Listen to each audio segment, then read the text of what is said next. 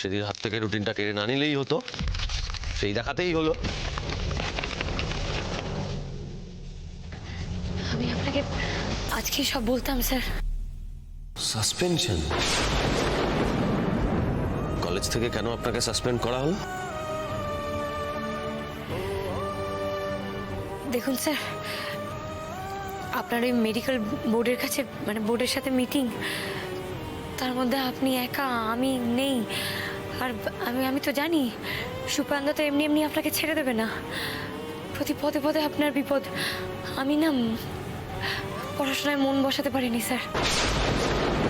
আমার বারবারই মনে হচ্ছিল যে একবার আপনার কাছে ছুটে যাই, একবার আপনার একটা খবর নিই। তো ওই ক্লাস চলাকালীন না আমি কোন রকম ওই লেকচার শুনতে পারিনি, ওই বারবার ফোন চেক করতে যাচ্ছিলাম।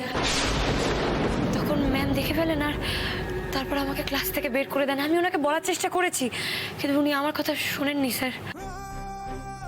তখন আমি বাইরে সুন্দরকে এটাই বলছিলাম স্যার, ও যেন আমার এই সাসপেনশন লেটারের ব্যাপারে কাউকে কিছু না বলে।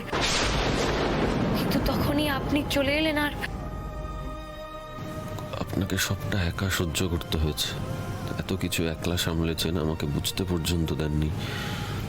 আমার জন্যই সাসপেন্ড হতে হলো আপনাকে। উল্টে উল্টে আমি ধমকাচ্ছি আপনাকে। ছি। দেখুন স্যার, আমি জানি শুধু পিণ্ডদান করলেই আমার বাবার আত্মা শান্তি পাবে না। আমি ডাক্তার হতে পারলে তবেই আমার বাবা খুশি হবে। আপনি আমার অ্যাম্বিশনের উপরে ভরসা করে কোনো ভুল করেননি স্যার। আমাকে প্লিজ স্যার ক্ষমা করে দিন। আমি আমি জানি আমি আপনার কাছে ক্ষমা চাওয়ার মতো আমার কোনো মুখ নেই। ভুলটা আমারই, আমার ভুল। আপনাকে আমার জন্য সাসপেন্ড হতে হয়েছে তো, এই সাসপেনশনটা ডিসমিস করার দায়িত্ব আমার।